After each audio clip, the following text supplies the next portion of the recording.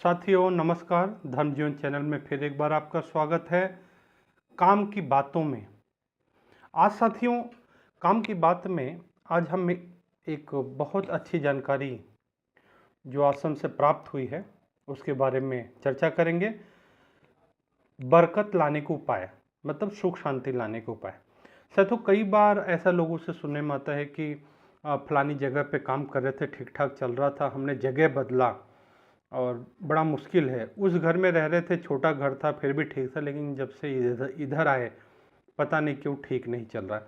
कुछ ऐसा अवश्य होता है, कई बार स्थान का होता है, कई बार माहौल का, वातावरण का भी ऐसा असर पड़ता है। साथियों, कुछ सात्विक उपाय हैं जिससे आपके रोजी रोजगार में, घर परिवार में बरकत आए। उसके लिए साथियों जो जानकारी प्राप्त हुई है उसमें, जैसे बाजार में अचानक मंदी का समय है और कई कारणों से धंधा बढ़ नहीं पा रहा है, बिजनेस नहीं चल पा रहा है, आपके धंधे में बरकत नहीं हो रही है, उसकी प्रोग्रेस कम हो गई है, तो उसके लिए कुछ आसान उपाय ये है। पहला, ईशान कोण में जो पूर्व और उत्तर के बीच का कोना है, जो पूजा का स्थान कहा जाता है, ईशान कोण में तुलसी का पौधा लगाएं।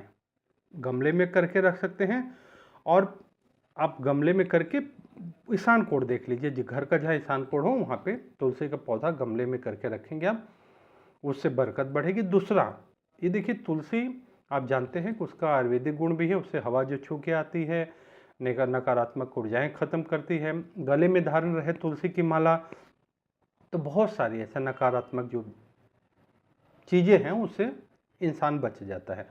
तो ईशान कोण में तुलसी का पौधा लगाइए, नहीं है तो खरीद के, पहले आपके घर में कहीं और रखा है तो ईशान कोण में रखिए, और नहीं तुलसी का पौधा है तो ज़रूर लगाइए, बहुत कोई ज़्यादा खर्चा नहीं है।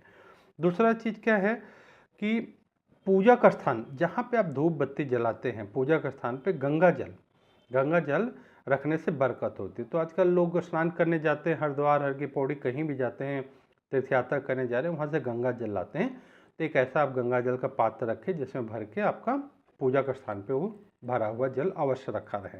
पहला, अगर आपकी दुकान है उसमें बिक्री कम हो रही है और आपको लगता है कि जितना मेहनत करो उस हिसाब से काम नहीं चल रहा, तो एक साधारण पवित्र उपाय है कि कनेर का फूल घिस करके, कनेर का फूल होता है, आपने देखा होगा, कनेर का पौधा बहुत आसानी से मिल जाए, तो उसका जो फूल है उसको रगड़ लें और ललाट पर उसका तिलक करके जाएं। भगवान श्री हरि विष्णु का ध्यान करें और कनेर का फूल घिस करके ललाट पे तिलक करें।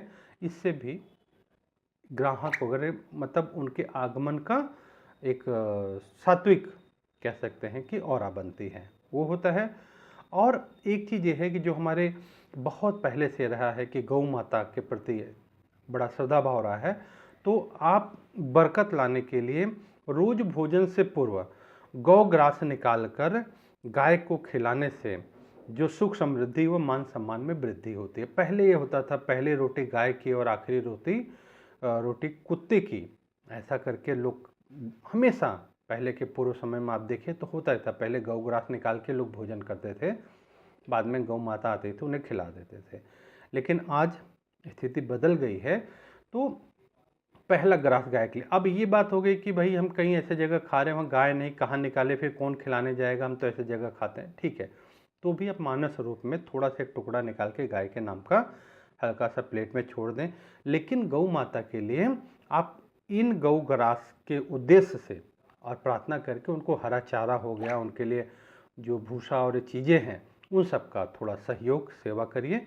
गौ माता की सेवा के लिए गौशालाएँ हैं, बहुत अच्छी अच्छी बनी हैं, अनेक गौशालाएँ जो बड़ी ईमानदारी से सेवा कर रही हैं, वहाँ पे आप गौ सेवा के लिए दान अवश्य करिए। और एक सबसे बड़ी चीज़, अपना व्यवहार आप बहुत ईमानदारी से करिए, क्योंकि अगर बेईमानी से किया हुआ कमाया हुआ धन स्थिर नहीं रहेगा, आएगा तो सही, आपको लगेगा कि खूब अच्छा धन आ गया है, पैसे ज़्यादा आ गए हैं, लेकिन वो धन आपके साथ स्थिर नहीं रहेगा। आपके साथ अगर रह भी गया तो बच्चों के लिए वो सुखदायी नहीं होगा। इसलिए प्रयास करिए कि ऐसा धन रखिए कि जो किसी के ना हक का ना हो, मतलब दूसरे का हक का धन अगर आप रखते हैं तो आपको कभी सुख नहीं देगा, कहीं न कहीं आपको वो जरूर से ज़्यादा परेशान करता रहेगा। और ये आप अवश्य देखेंगे, जब ऐसा नाहक का धन आपके पास में आएगा तो आपकी स्वास्थ्य संबंधी परेशानी, मानसिक परेशानी, व्यवहार परेशानी, मतलब ये चीज़ अवश्य बढ़ जाएगी। इस चीज़ को अगर ध्यान से देखेंगे तो आपको अवश्य समझ आ जाएगा कि इस तरीके से नहीं, मतलब धन का सदुपयोग होना चाहिए जो आपकी ईमानदारी और मेहनत का हो जो है। और एक चीज़ ये है, एक तो ये हो गया आपको काम की बातों में। एक साथियों, जो लोग भोजन करते हैं, कहीं भी भोजन करते, खड़े होकर भोजन करते, कई बार ऐसे शादी ब्याह में गए, वहाँ कभी कभार तो ऐसी मजबूरी है कर लिया, लेकिन जिनका रोज़ का नियम है कि कुछ भी लिया खड़े होकर खा रहे, उसमें हमें कितना नुकसान है और उस चीज़ का हम जानकारी कर लेंगे।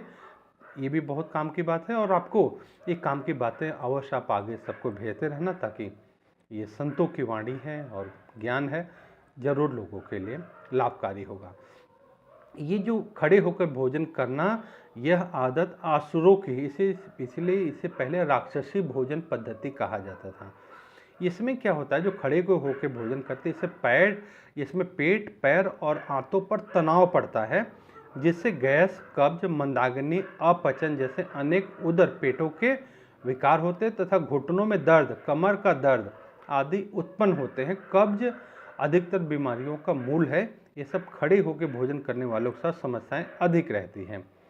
खड़े होकर भोजन करने से जठरा अग्नि मंद हो जाती है, जिससे अन्न का सम्यक पाचन न होकर अजीर्ण अन्न के रोग उत्पन्न होते हैं।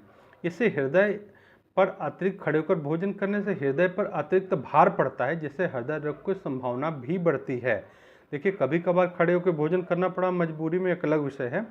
आपके पास में कोई ऐसा कारण भी बनता है तो प्रयास करिए कि भोजन बैठ के ही करेंगे आप। और बार बार कतार में लगने से बचने के लिए थाली में अधिक भोजन भर लिया जाता है, फिर या तो उसे जबरदस्ती ठूस ठूस कर खाया जाता है, जो अनेक रोगों का कारण बनता है, अथवा अन्न का अपमान करते उसे फेंक दिया जाता है। जबकि कहा जाता है आप भोजन करें तो इतना भोजन अवश्य करें कि उसमें जल और वायु के लिए स्थान बचा रहे। एकदम जरूरत से ज़्यादा भरपेट स्वाद है तो ऐसा नहीं कि स्वादिष्ट है तो आज खूब ठूस के खा ले, थोड़ा सा भोजन पे भी रहम करिए। जिस पात्र में भोजन रखा जाता है वो सदैव पवित्र होना चाहिए, लेकिन इस परंपरा से जूठे हाथ से जैसे अन्न ले रहे हैं जूठे हाथ से, इससे वो अशुद्ध हो जाता है और ये भी स्वास्थ्यवर्धक नहीं है। और जहाँ पे शोर शराबा होता है, ऐसे वातावरण में, जैसे आजकल लोग पार्टी वगैरह में जाते हैं, खूब शोर हो रहा है, डांस हो रहा है, उसमें ले रहे हैं, खा रहे हैं और नाच रहे हैं, तो वो भोजन आपके लिए मंगलकारी नहीं है। बैठकर भोजन करने से लाभ, इसको दैवी भोजन पद्धति कहा जाता है। इसमें पैर, पेट और आंतों की उचित स्थिति होने से उन पर तनाव नहीं पड़ता जो बैठ के हम भोजन करते हैं। इससे जठराग्नि प्रदीप्त होती है, अन्न का पाचन सुलभता से होता है, हृदय पर भार नहीं पड़ता, हृदय स्वस्थ रहता है। आयुर्वेद के अनुसार भोजन करते समय पैर ठंडे रहने चाहिए, इससे जठराग्नि प्रदीप्त होने में मदद मिलती है। इसलिए हमारे देश में भोजन करने से पहले हाथ पैर धोने की परंपरा है। पहले लोग हाथ पैर धो के ही, आज हाथ तो धो लेते लोग, हैंड वॉश कर रहे हैं, पैर नहीं धो पाते क्योंकि जूता चप्पल है, ऐसी जगह बैठे हैं, लेकिन पहले से परंपरा थी। तो अगर आप घर में शाम को भोजन करने बैठ रहे हैं तो कम से कम दिन में एक बार तो ऐसा होता होगा, आप घर में शाम को भोजन करते होंगे, तो उसमें हाथ और पैर दोनों धोने के बाद ही आप भोजन करने जाइए। अच्छा, और भोजन परोसने वाले अलग होते हैं, जिससे भोजन को जूठे हाथ से हाथ नहीं लगता है। पंगत में हम खाते हैं तो लोग अलग अलग परोसते हैं, जितना हम मांगते हैं उससे जूठे हाथ से नहीं तो क्या होता है, आदमी खा भी रहा है, निकाल भी रहा है, तो भी इस तरह से नहीं होता। और शांतिपूर्वक और मौनपूर्वक बैठ के भोजन करना भगवान का प्रसाद हो जाता है। तो प्रयास करिए, भोजन को शुद्ध और पवित्र और शांत प्रसन्नचित मन से भोजन करिए। सभी स्वस्थ रहें, ऐसी मंगल कामना सभी के लिए। सभी को खूब खूब हरि।